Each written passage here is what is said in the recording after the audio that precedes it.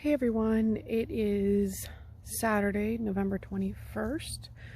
This week I finished up school and I'm on Thanksgiving break. So I'm excited about getting more time to myself this week because I've been extremely busy. Let's see. This week I finished reading Brave New World. If you're unfamiliar with Brave New World, it's about a dystopian society. It's one of the books that usually is required reading for like high school literature. And I did read it in high school, I believe my sophomore year of high school. Overall, I wanted to reread it again just because of, the whole thing that's been going on with our society right now, basically. And because I'm so much into horror, I felt like, well, maybe this would give me a little bit of horror aspect because of the things that are going on in current society. It was, and it wasn't like, it's basically like I had said, a dystopian society where they've kind of gotten rid of morals. Well, what we see as morals. They figure if you get rid of those morals and give a new set of morals that they find appropriate, that there would be peace and control, basically. And there's a young man in the story who starts questioning these ideas and goes into a area that's not part of their dystopian society and discovers people who do not follow those rules, and interesting things happen from there. Overall, it was a 3 read for me, or 3.5, just because like I don't really know if I was enjoying myself when I was reading it. I thought it was a good story, but I really just wasn't into it. And I've read it twice now, and I think that's been my opinion of it both times. And then last night Bauer, are you behaving? Anyway, last night I finished When You Find Me by PJ Vernon. And basically it's a story about a woman who happens to be an heiress. She's got a lot of money coming to her because of what her father had done in his past.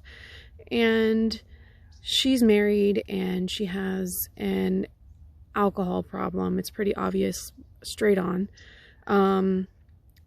And she comes home and she goes to the bar Christmas Eve with her sister and her husband, and she runs into a few people there, and a confrontation occurs. And the next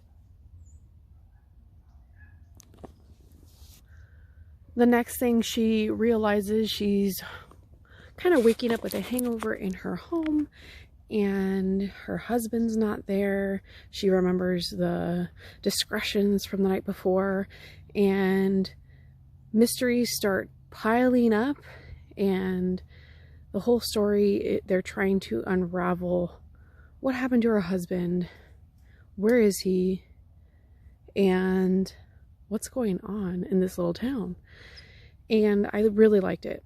I thought it was fantastic. There were multiple mysteries twined throughout the story. It was a 4 read for me. There is some trigger warnings in the story for assault. So if you're uncomfortable with reading assaults and animal cruelty, please do be aware. There are a few things that happen in the story that involve assault and animal cruelty. So if you're kind of wary on that, usually animal cruelty gets me, and I didn't really like the scene in this either. But thankfully it was just one scene, which I wish they would have kept out. But anyway, overall it was a good story. Creative idea. for the most part, but it did remind me of other stories that I had read. Specifically one of my favorite Stephen King movies, and not that it was related to this movie or story at all, but there was a character named Annie, and I was like, well, maybe that's a way of paying tribute to Annie Wilkes. And I can't think of it all of a sudden. I just had like a brain fart, but what is it? Annie in Misery by Stephen King. I was wondering if that was like a head nod to Stephen King in a way, just because it kind of, some of the little themes reminded me of Stephen King. Not that it was written in a Stephen King style at all. It wasn't. But overall, I would recommend it. I got it for free on Audible, and yeah, I'm excited to pick up some more books and get reading physical books this week, because I'll have a little more time to myself.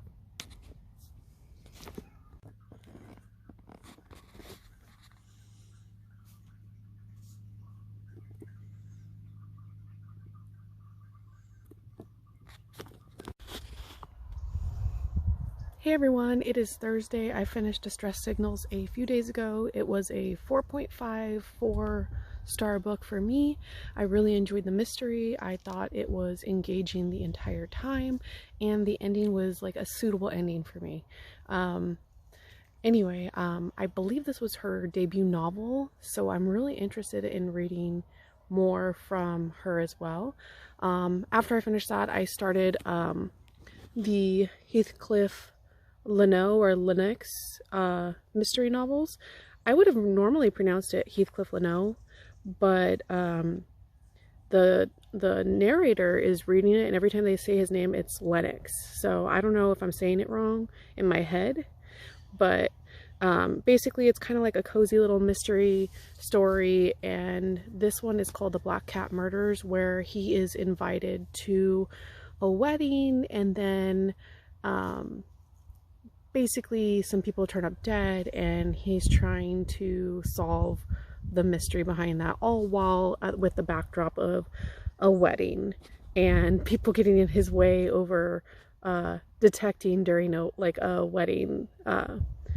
So it's been kind of fun, and it's like a short, easy listen. So I'm really enjoying it. It's the second book in the Heathcliff Leno or Lennox series. So I will let you know when I finish that. I probably will finish that really soon. I'm more than halfway done with it. It's been a really quick read, so, and enjoyable. So I'll check in with you guys when I finish that. Hey everyone, I was editing my vlog for this week, and I happened to notice that one of my videos got deleted or didn't record, and I wanted to talk about this book because it was fantastic. So Distress Signals is a mystery / suspense thriller novel that follows a man who is trying to find his fiance / girlfriend. She tells him one day that she is going on a business trip, and she goes on to another country, and he keeps trying to get in contact with her. Nothing comes back to her. Nothing comes back to him. She doesn't respond. He thinks she's just trying to give him space so that he can work on his screenplay. And then her parents also say she's not responding to them, so they increasingly get more and more worried. And then he finds out she got on this cruise and is possibly cheating on him, and he is trying to find her and hopefully figure out that she's safe and that all this is wrong. And it's just a lot of different mysteries and ways that they explored this story's ideas, and it was just so much fun to read and listen to. It kept me engaged the entire time.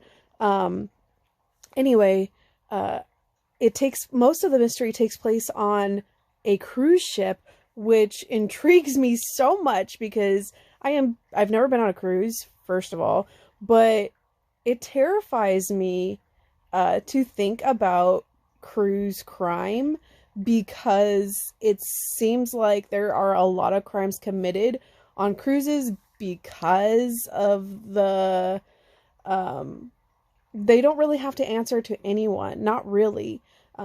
because they're all based out of different countries, and because crimes happen in areas where there's no jurisdiction, it's kind of this gray area. So anyway, I really enjoyed it. I thought it was fantastic. And yeah, I would highly recommend it. Great mystery, and great way to tie it up too.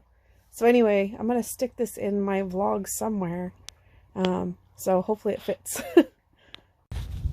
Hey everyone, it is December 12th. It's been a while. Ooh, we got some thunder. Maybe I should go inside.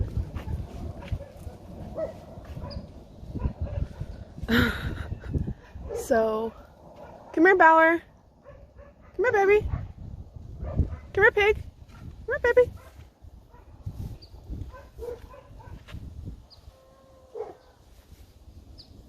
That's a lot of rolling thunder here. I should probably go inside. So I read a story by J.G. Heatherton called Last Girl Gone.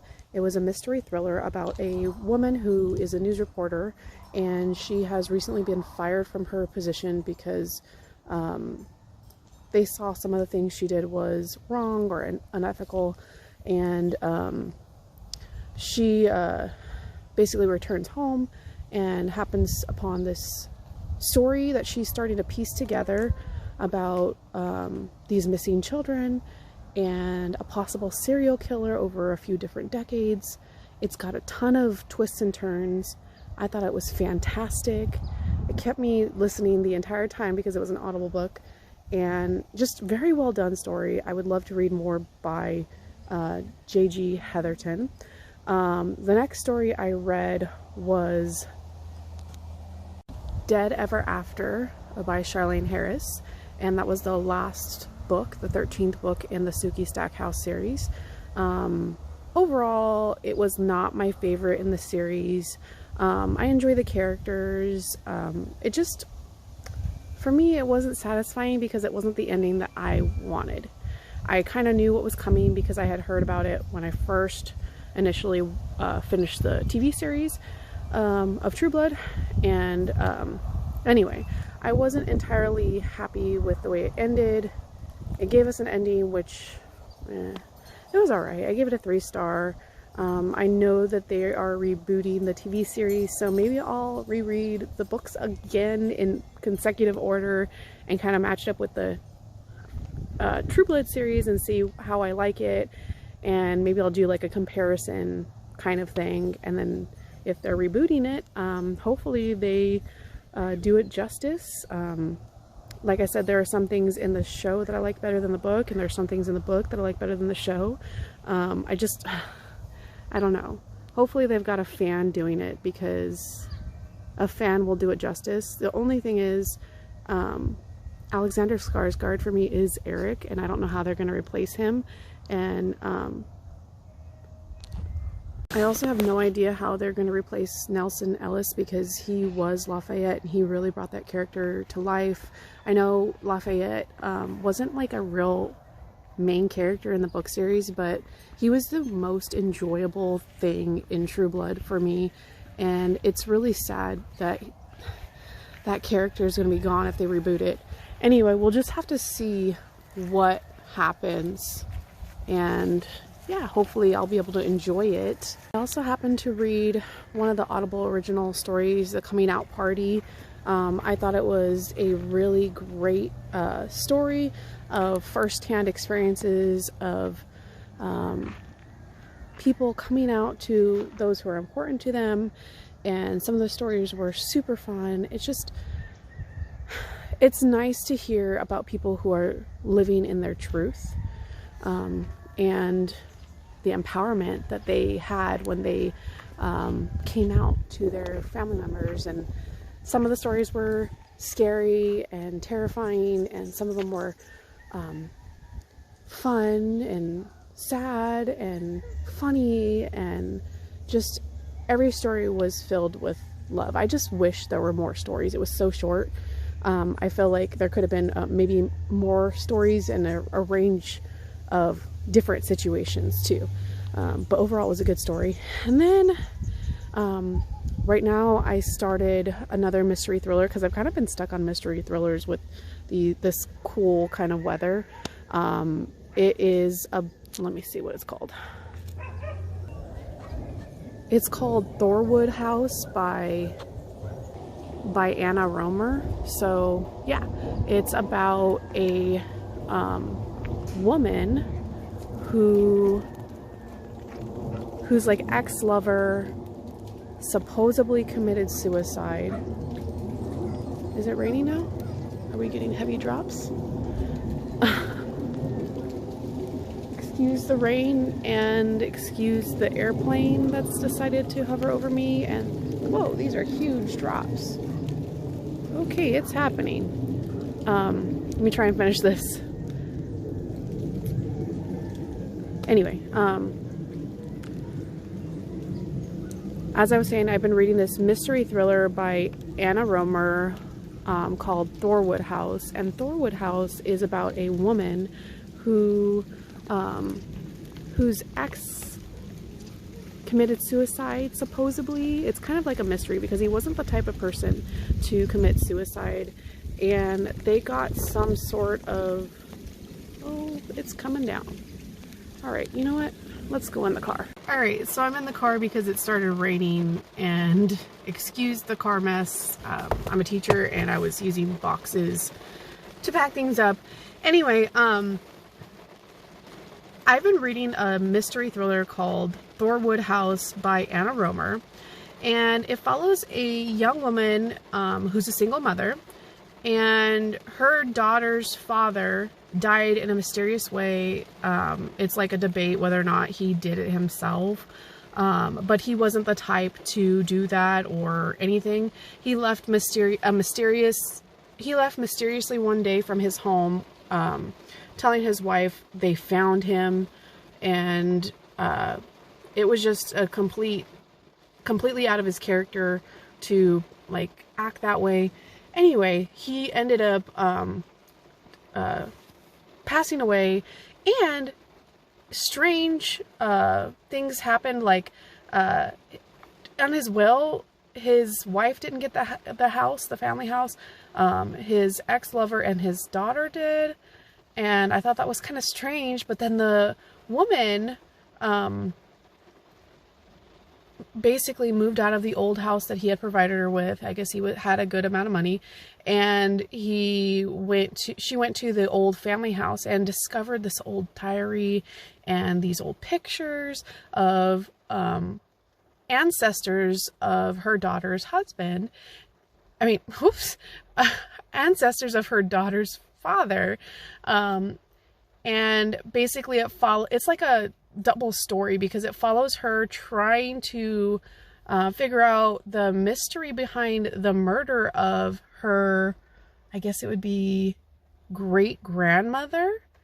And it's just, everyone blamed her great-grandfather for her murder because he came back from war different. And I guess it was during the 40s, so he came back a little bit different, and they used to be like really in love. And so anyway, the grandfather came back different, and this diary is telling the story, and the woman is trying to figure out if her daughter's great-grandfather really did kill his wife or not. And the whole town thought he did, but he got away with it, they said, because his friend was a judge, and they kind of like were easy on him because he came back from war different and damaged and everything. But anyway, she is figuring out basically the murder behind the grandfather. She's figuring out her daughter's husband's past because she found another diary as well about his sister's childhood. She didn't even know he had a sister or any parents that were living, and she's trying to figure all this stuff out so that her daughter will know what her family is like and be able to have a relationship with them. Yeah, so we haven't met the aunt, and meanwhile she's moved into this new place, And there are a few neighbors that seem to know more about the situation, and they haven't released any ideas. And one of the neighbors seems kind of interested in the woman, and she's just like, no, my daughter's father was the only one for me, basically. It was just kind of like I don't know, there's a lot going on in this story. It's very slow paced though, and it's just kind of like a slow burn, and I'm really enjoying it. I've had to start a few chapters over again because I fall asleep during it, but it's still a really good story. I'll let you guys know what I think at the end. I still have like a huge chunk to read, so there's a lot going on, and yeah, it's just pretty exciting. This is my last work week before I'm off for Christmas break, which I am extremely excited about. And yeah, I guess I will check in with you when I finish this story, hopefully this week. Hey everyone. I don't have an update for any book because I haven't finished, but I wanted to show you my holiday Christmas spirit look for school. It's Monday.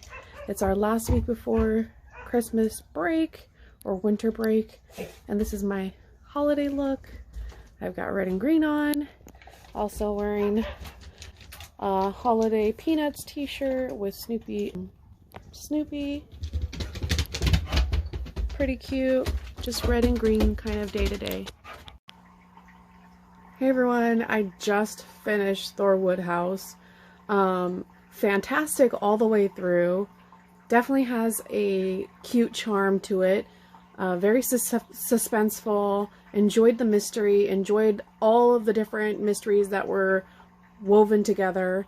I liked the way it was wrapped up. I love the little side mentions to Australian lore, because this is an Australian suspense thriller mystery book. Loved hearing that, especially hearing the word bunyip in there.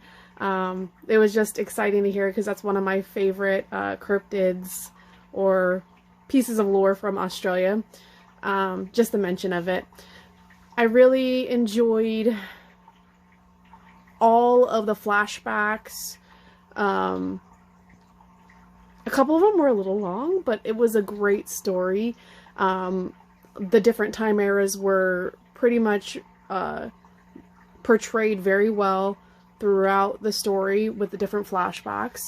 But yeah, overall, I definitely would recommend Thorwood House. Extremely enjoyable, kept me engaged. I finished it super quick. And I'm going to go ahead and end this reading vlog here and maybe start another one for the week. But yeah, if you've read this book or any of the books that I mentioned during this vlog, let me know what you guys think and we can talk about them, because I think I had a pretty good range of books that I read this last vlog, and most of them were really good, and I would give this one a 4.5. just purely based on my enjoyment and how well written it was.